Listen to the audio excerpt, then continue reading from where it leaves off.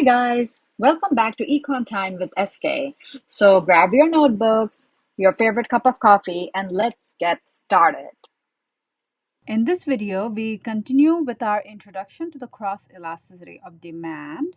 Specifically, we focus on what the sign of the CED indicates. So here, we're being told that price of burger, let's say, goes up by 12%. So the demand for Pepsi goes down by 36%. Okay.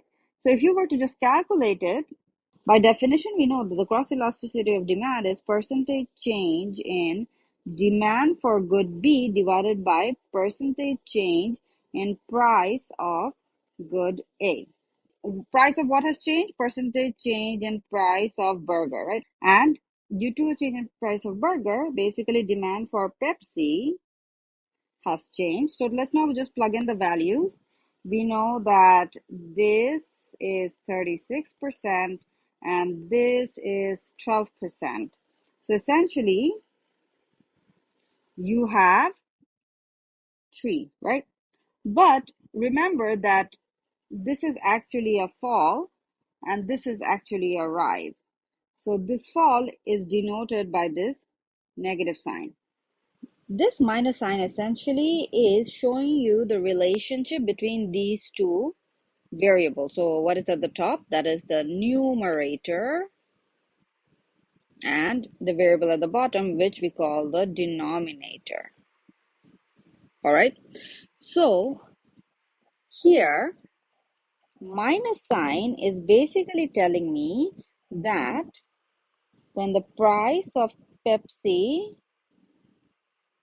goes up, the demand for burger, well, there's a minus sign, right? It goes down. So basically, the minus sign just tells me that the relationship between the two variables, the two elements present in the formula, they're moving in opposite directions.